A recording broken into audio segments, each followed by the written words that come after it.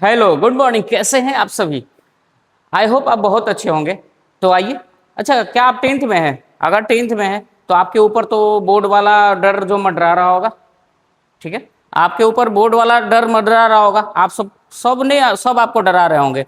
Board है, पढ़ लो, अरे थोड़ा पढ़ लो, मोबाइल छोड़ के ये वाला देख लो, ये पढ़ लो, ये किताब पढ़ लो, ये वाला बुक देख लो, ये पब्लिकेशन देख लो। ये बहुत सारी धारणाएं आपके भी मन में डाली जा रही हैं। ये पढ़ लो, वो पढ़ लो। लगता हो कितना पढ़ ले। पढ़ने पढ़ने नहीं पढ़ते हो तो लगता हो कि हाँ हाँ ये पढ़ना है, पढ़ सकते। जब किताब लेने बैठे तो समझ ही नहीं आ रहा है आप सभी को। जब मोबाइल चलाने को कोई मोबाइल मिल रहा है तो मोबाइल भी छीन ले रहे हैं। क्यों? कि आपको पढ़ना है, आपका बोर्ड है इस बार, आप पढ़ लीजिए, अगली बार से मोबाइल आप यूज करिएगा। तो एक बात बताओ, आप क्यों ना मोबाइल लेकर भी पढ़ सको?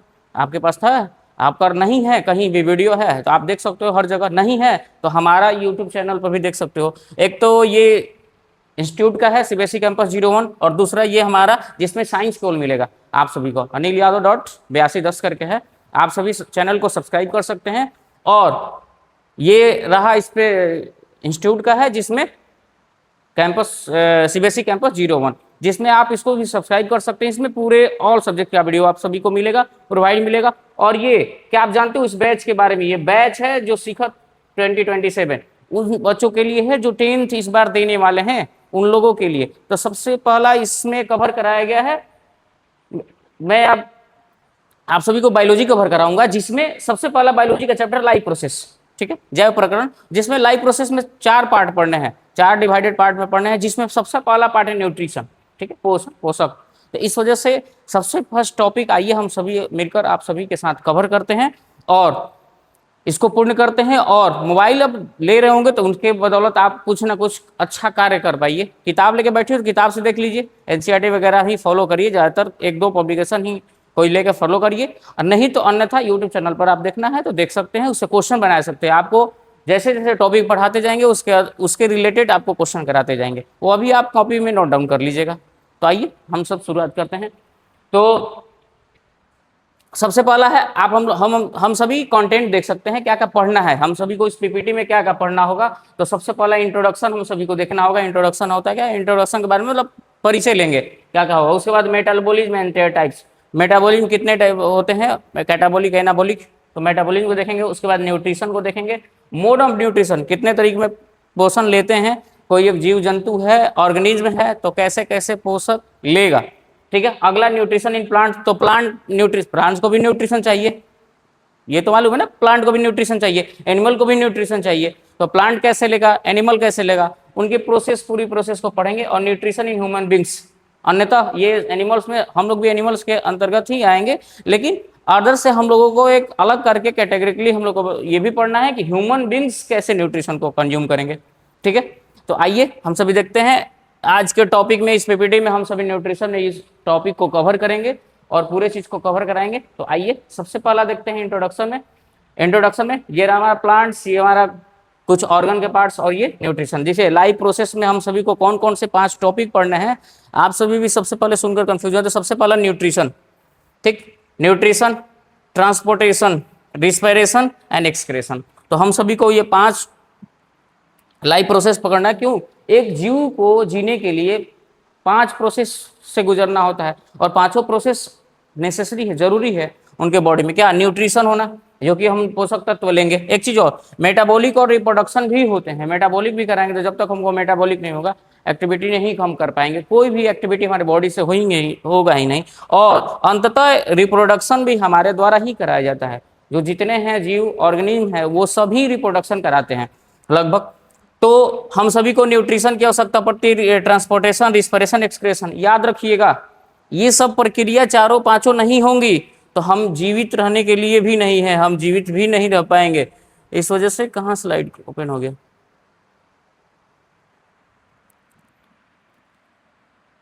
ठीक है, देखते हैं। जिसमें हम सभी को जीवित रहने के लिए ये 5 लाइफ प्रोसेस बहुत जरूरी है, लेकिन रिप्रोडक्शन के बिना हम जी सकते हैं, रिप्रोडक्शन बिना किए जी सकते हैं। ठीक है, रिप्रोडक्शन होता क्यों है? ये पॉपुलेशन को आगे बढ़ाने के लिए, अपनी स्पीसीज, जैसे अपने स्पीसीज को जन्म देने के लिए, अपने स्पीसीज को आगे बढ़ाने के लिए रिप्रोडक्शन की आवश्यकता पड़ती है। लेकिन ये न्यूट्रिशन वो जरूरी नहीं है। ट्रांसपोर्टेशन, रिस्पिरेशन, एक्सक्रेशन, ये सब चीजें हमारे लाइफ में कोई भी ये कर सकता है रिप्रोडक्शन, लेकिन जरूरी नहीं है। ये नहीं होगा तो फिर हम जीवित रहने के कारीगर नहीं रहेंगे और ना ही रह पाएंगे।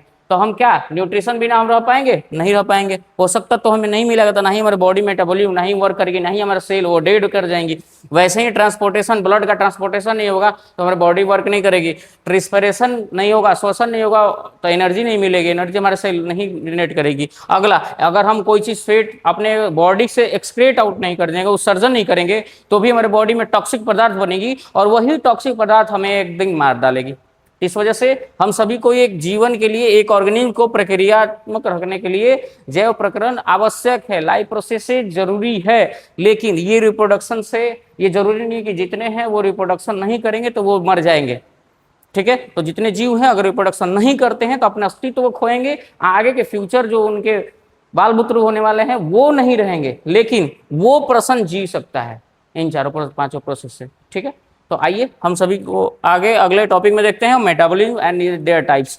मेटाबॉलिज्म होता क्या है, मेटाबॉलिज्म के बारे में समझते हैं। व्हाट इज टर्म, देखिएगा मेटाबॉलिज्म किसको बोलते हैं। मेटाबॉलिज्म इज द टर्म, ऐसा टर्म है that is used to describe all chemical reactions. Metabolism उसको बोलते हैं जितने हमारे अंदर केमिकल्स रिएक्शंस होती है, हमारे बॉडी में जितनी केमिकल रिएक्शंस होती हैं, किसके लिए, maintaining the life state of a cell and their organism.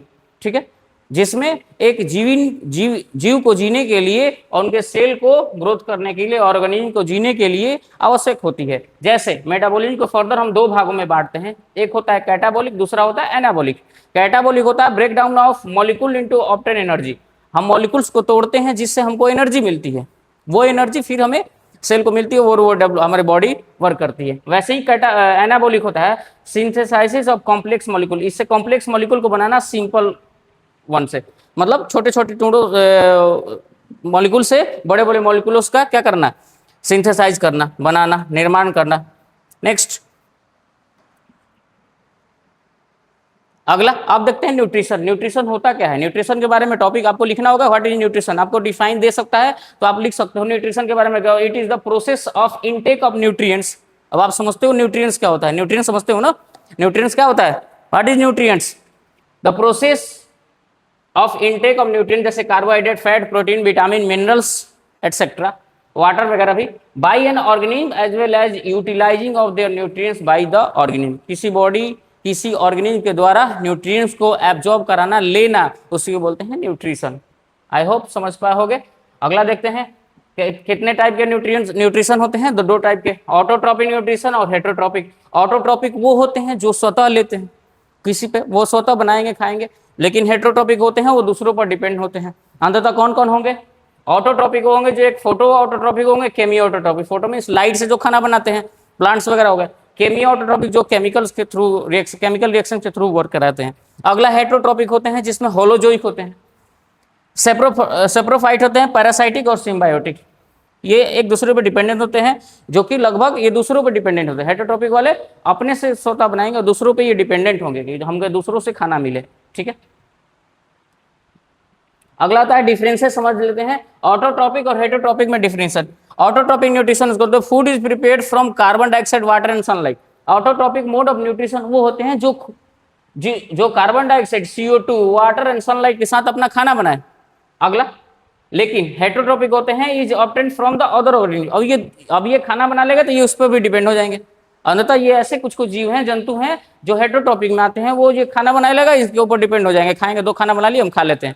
वैसे आपके जगह आपके इर्द गिर्द भी कोई जीव है, देखिएगा, ध्यान दीजिएगा, आप उन्हीं को देख रहे हैं क्या, नहीं।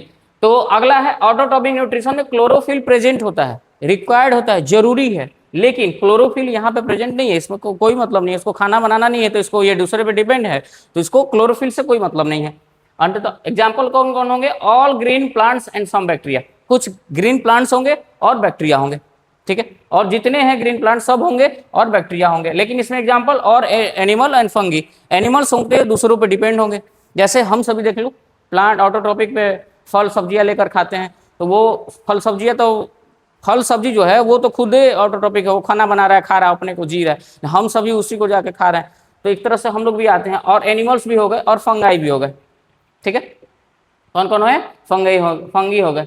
अब एक क्वेश्चन आ गया, अभी तक टॉपिक बोले थे कि टॉपिक में क्वेश्चन कराए जाएंगे आप सभी को, पहले थ्योरी दिए जाएंगे, उसके रिलेटेड में कुछ क्वेश्चन कराए जाएंगे, तो इसी थ्योरी से रिलेटेड है। अब आप उसमें से देख के आंसर टिक करिएगा। ऑर्गेनिक कैपेबल ऑफ, वैसे ऑर्गेनिक कैपेबल मतलब योग्य है, of synthesising their own food, जो अपने से खाना बनाते हैं। कौन है? पैरासाइट। पैरासाइट क्या होते हैं? दूसरों पर डिपेंड होते हैं। ऑटोट्रॉप क्या होते हैं? वो खुद खाना बनाते हैं। नेक्स्ट, ऑटोट्रॉप वो भी केमिकल फूड। हेटरोट्रॉपिक कौन होते हैं? जो कि वो भी दूसरों पर डिपेंड होते थे। इसका आंसर क्या हो जाएगा? Organic capable of synthesising their own food. देखिए कब कब क्वेश्चन आया है, मिजोरम एनटीएससी स्टेज न्यूट्रिशन, इसका आंसर क्या हो जाएगा? ध्यान देंगे, प्लांट्स वो फोटोट्रोपिक हो गए, उनको लाइट की आवश्यकता पड़ेगी। फोटो मीन्स लाइट होता है, photo means light, tropic means depend on. तो न्यूट्रिशन फोटोट्रोपिक वो होंगे जो कि क्लोरोफिल पे प्रेजेंट होंगे, लाइट से बनता हुआ, जैसे ग्रीन प्लांट्स। ऐसे कीमियोट्रोपिक जो कि केमिकल एनर्जी रिलीज होता है, अगर खाना बनने के लिए उनके केमिकल एनर्जी, जैसे सल्फर बैक्टीरिया, सल्फर बैक्टीरिया होता है, ये केमिकल एनर्जी द्वारा अपना वर्क कराते हैं, खाना बनाते हैं। नाइट्रोसोमा बैक्टीरिया, ठीक है, इनके अंदर क्लोरोफिल प्रेजेंट नहीं होता है, ये लैक ऑफ क्लोरोफिल होता है, ठीक है। नेक्स्ट, जैसे ये देख लीजिए अगला, प्लांट होते हैं जो प्रोड्यूसर बोल जाते हैं। अगला topic nutrition in plants. Nutrition plants में प्लांट्स को प्रोड्यूसर मान जाते हैं, जो प्रोड्यूस करते हैं, उत्पन्न करते हैं। क्या क्या? फोटोसिंथेसिस कैसे होता है? तो फोटोसिंथेसिस कराने के लिए हमें कार्बन डाइऑक्साइड की आवश्यकता पड़ती थी, 6 molecule of carbon dioxide, 12 molecule of water, sunlight और क्लोरोफिल के प्रेजेंस में ग्लूकोज का निर्माण होता है। ये ग्लूकोज का फॉर्मूला है, ये वाटर ये CO2, क्या मैं बोल रहा, ऑक्सीजन, ये क्या हो गया? ऑक्सीजन हो गया, ये O2 और इसके साथ H2O वाटर निकला, तो ठीक है, ये बाहर आउट हुआ। क्या क्या प्रेजेंट में? 6 मोलिक्यूल्स ऑफ कार्बन डाइऑक्साइड और 12 मोलिक्यूल्स ऑफ हाइड्रोजन, ठीक है, और ये दोनों मिलेंगे सनलाइट और क्लोरोफिल के प्रेजेंट में, ग्लूकोज का निर्माण होगा, ऑक्सीजन निकलेगा और वाटर निकलेगा, तो ये लिबरेट होगा, ठीक है। I hope understand. इस वजह से आगे देखते हैं कि रॉ मटेरियल किस किस की आवश्यकता पड़ती है प्लांट्स में खाना बनाने के लिए, कौन कौन से रॉ मटेरियल की आवश्यकता पड़ती है। तो कार्बन डाइऑक्साइड जो कि स्टोमाटा के थ्रू। अगला, फोटोसिंथेसिस, पिगमेंट कौन कौन आवश्यकता पड़ती है? पिगमेंट तो क्लोरोफिल एब्जॉर्ब क्या करती है? क्लोरोफिल क्या करती है? Absorb light energy, light energy को एब्जॉर्ब करेंगी क्लोरोफिल ए एंड बी, ठीक है, उसका नाम होता है कौन से? क्लोरोफिल ए, क्लोरोफिल ए और क्लोरोफिल बी। वैसे ही सनलाइट का यूजेज क्या है? सनलाइट क्या करता है? तो ये नेचुरल सोर्स होता है जिसको विवियोर 390 एंगस्ट्रॉन से 790 नैनोमीटर, जिसको बोलते हैं 390 नैनोमीटर से 780 तक नैनोमीटर के बीच में होता है। ये विवियोर, जिसे ये कलर का नाम है, violet, indigo, blue, green, yellow, orange, red, ठीक है। ये नेचुरल लाइट को सोर्स को क्या करता है? कंज्यूम करता है, लेटा है। मैक्सिमम फोटोसिंथेसिस रेड रीजन में होगा, जहां पे रेड वाले कलर में, और मिनिमम फोटोसिंथेसिस ग्रीन में होगा। वैसे ही चौथा रॉ मटेरियल की कौन सी आवश्यकता पड़ती है? वाटर, जो absorb from root by osmosis, पानी को एब्जॉर्ब करता है रूट से, किस प्रोसेस द्वारा? ऑस्मोसिस प्रोसेस द्वारा। किस प्रोसेस द्वारा? ऑस्मोसिस प्रोसेस द्वारा। नेक्स्ट, रॉ मटेरियल के आसपास साइट ऑफ फोटोसिंथेसिस होता क्या है? तो देख सकते हैं कहां कहां पे क्या हुआ। ये वेन है, इसका फिगर के अंतर्गत क्लोरोप्लास्ट, जिसको बोलते हैं kitchen of the cell of green cell. अब आपको क्वेश्चन पूछा जाता है kitchen of the cell of green leaves, तो क्लोरोप्लास्ट बोल सकते हैं। अब ये कहां प्रेजेंट होता है? Present in mesophyll cell as a green dots, ठीक है। आइए इसमें देखते हैं कौन कौन से इसमें पार्ट्स हैं। जैसे इस बीच वाला ये पत्ती है, लीफ है, जिसके ये बीच वाले को मिडरिप बोलते हैं, एक किनारे वाले को इधर को लेमिना और लीफ ब्लेड बोलते हैं, बाहर किनारे वाले को इसको भेन बोलते हैं, जो अंदर बनी होती है। जाइलोम, फ्लोएम, जाइमर, वेस्कुलर बंडल जिसको बोल सकते हैं, जो मोटा यहाँ पे बना हुआ है, इसी को अगर इनलार्ज करते हैं, इस कोर वाले को, इस किनारे वाले को हम इनलार्ज करते हैं, तो इसके अंदर क्लोरोप्लास्ट होता है, जो कि ये प्रेजेंट है। एयर सैक, जो कि गैप बिटवीन है। गार्ड सेल, जो कि ये गार्ड का काम करता है, एक्सपेंड करता है, रिट्रैक्ट करता है। लोअर एपिडर्मिस सबसे नीचे होता है, अपर एपिडर्मिस ऊपर होता है। वाटर वैक्सिक्यूटिकल सबसे ऊपर वाली लेयर ही होती है। ये आप सभी फिगर में देख सकते हैं, आप इसको देखकर याद रखेंगे, एक दो बार बना लेंगे। हाँ, वीडियो को पॉज करके आप बना सकते हैं और बना लीजिएगा, तो आप सभी को कभी क्वेश्चन पूछे तो आपको डाउट नहीं होगा। अब नेक्स्ट अगले में देखते हैं डबल मेम्ब्रेनस। इसमें टो रीजन कौन कौन से? एस्ट्रोमा, एस्ट्रोमा नॉन पिगमेंट पार्ट होता है। ग्रेना रिमेन्स इम्बेडेड, और इसके ऊपर ग्रेना का पार्ट होता है, छोटे छोटे ग्रेनास उसमें क्या होते हैं? इम्बेडेड होते हैं, बैठे होते हैं। Also contain different enzymes and circular DNA, also contain different enzymes, बहुत सारे एंजाइम्स को कंटेन करता है, रखता है, जैसे सर्कुलर डीएनए और राइबोसोम, सर्कुलर डीएनए और राइबोसोम स्टोमा के ऊपर। अब इसका लेबलिंग देखते हैं। फंक्शन क्या करता है?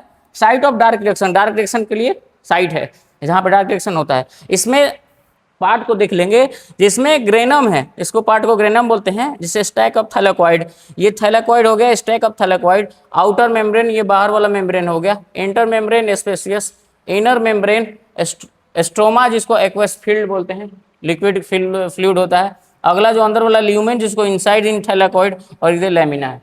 ये सबको, ये उतना डायग्राम आपको नहीं पूछा जा सकता, लेकिन आप इसको याद रखेंगे, बना लेंगे पार्ट वाइज पार्ट, ठीक है।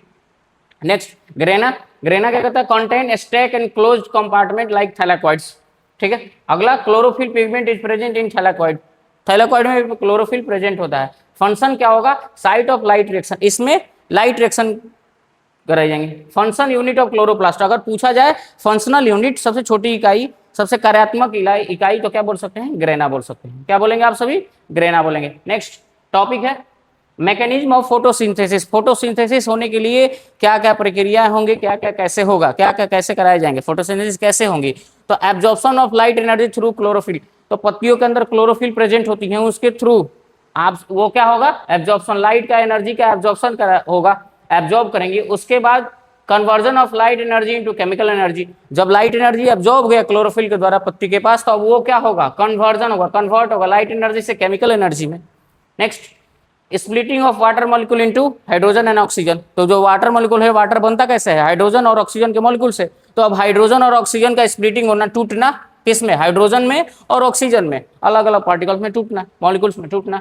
तीसरा प्रोसेस होता है reduction of CO2 into carbohydrates. अब CO2 है जो कार्बन डाइऑक्साइड को बोलते हैं, उसमें उसको किसमें टूटना, कार्बोहाइड्रेट्स में टूटना। अगला देख सकते हैं प्रोसेस, आपको यहाँ दिया हुआ है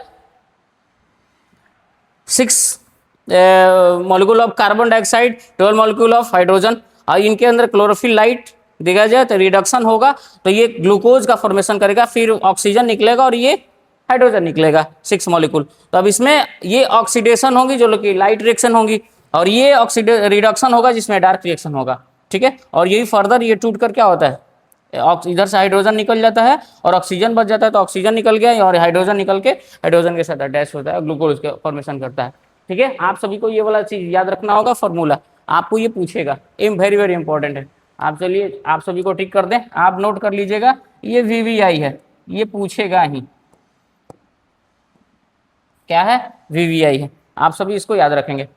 नेक्स्ट अगला देखते हैं मैकेनिज्म ऑफ फोटोसिंथेसिस, यही है यहाँ पे मैकेनिज्म क्या आपको कराएंगे, लाइट एनर्जी इन थैलेकॉइड्स में H2O का आना, लाइट एनर्जी आना, ठीक है, क्लोरोप्लास्ट के अंदर, तो ऑक्सीजन क्या होगा, बाहर निकलेगा, और इधर से ATP में टूटेगा, NADPH में टूटेगा, फिर ये कैल्विन के स्ट्रोमा के अंदर कैल्विन साइकिल बनेगी, और इसमें अंदर CO2 आएंगे तो वो बाहर निकलेगा, शुगर, ठीक है। और यही फिर फर्दर इसमें टूट जाएगा ADP, और यही ADP में एक P टूट जाता है, जुड़ जाता है तो बोलता है ATP, ठीक है।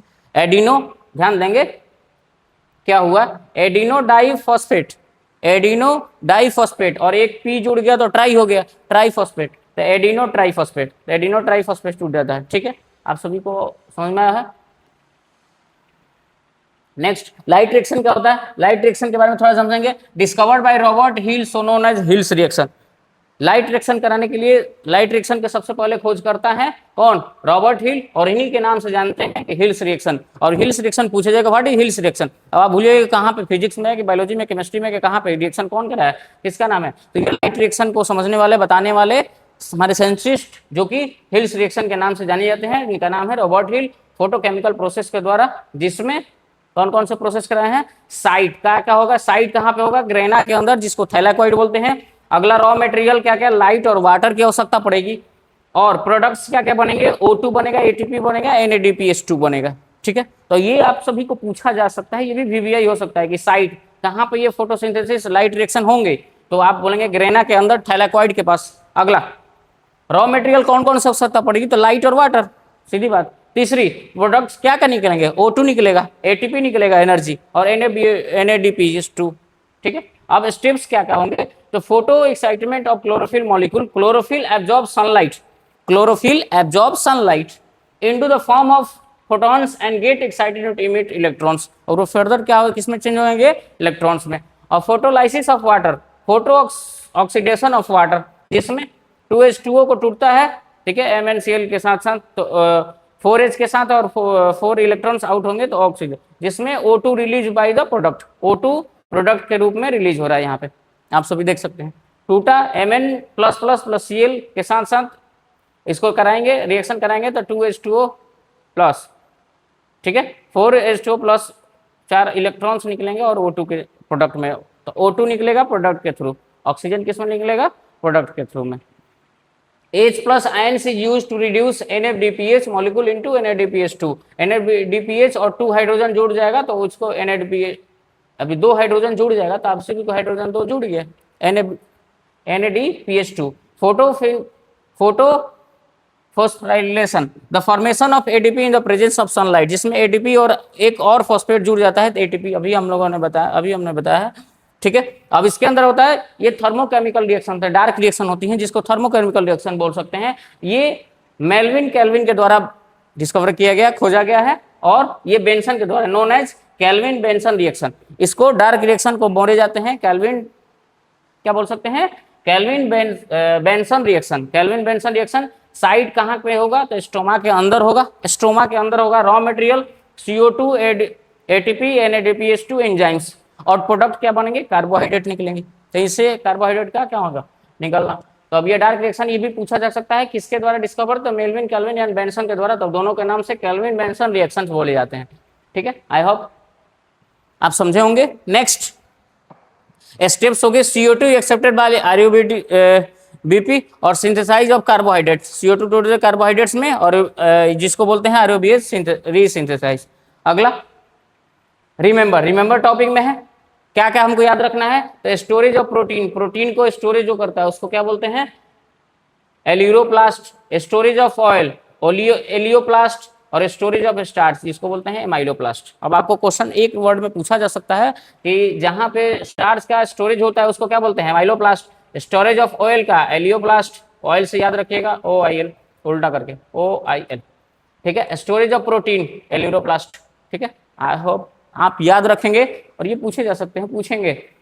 Stomata, these are the tiny pores guarded by 2 beans kidney shaped, जिसको बोलते हैं गार्डेड सेल। जिस stomata, role of stomata exchange of gases, गैसों का आदान प्रदान प्लांट्स के अंदर करते हैं जिसको स्टोमाटा बोलते हैं, और ट्रांसपिरेशन, इस दोनों प्रोसेस को, प्रक्रिया को कौन कराते हैं, स्टोमाटा कराते हैं। ये हमारा गार्ड सेल रहा है, ये क्या है, एक्सपेंडेड है, और ये रिलैक्स्ड है, ठीक है। तो जिसमें ये इसके अंदर वाटर मॉलिक्यूल्स क्या हो गया, रिचमेंट हो गया है, ठीक। अगला आते हैं गार्ड सेल, किडनी से हो गया, kidney shaped cell which cover stomatal pore and also contain chloroplast. Role of guard cell, regulate the closing and opening of stomata. Guard cell का काम क्या है कि क्लोज करना और ओपन करना, स्टोमाटा को रेगुलेट करना, खोलना और बंद करना, खोलना और बंद करना, सिकुड़ना और खोलना। क्लोजिंग और opening stomata, when water enter guard cell swell, जब पानी उसके अंदर इंटर करेगा तो वो स्वेल कर जाएगा और जस्ट स्टोमाटा ओपन्स। और व्हेन वाटर लॉस, अगर उससे स्टोमाटा से गार्ड सेल से पानी का लॉस हो जाएगा तो वो श्रिंक कर जाएगा, स्टोमाटा क्या हो जाएगा, बंद हो जाएगा, क्लोज हो जाएगा, ठीक है। ये प्रोसेस अब आ सकता है। अब एक क्वेश्चन है न्यूट्रिशन इन प्लांट्स के जो हम लोग खत्म किए इसमें, what are the necessary condition for photosynthesis and what are it by product. आप सभी को अभी बाई प्रोडक्ट्स बताए गए हैं। अब बाई प्रोडक्ट आप पीछे के वीडियो में आप सभी स्क्रॉल करके देख सकते हैं और इसे आप नोट डाउन कर लिए होंगे। ऐसा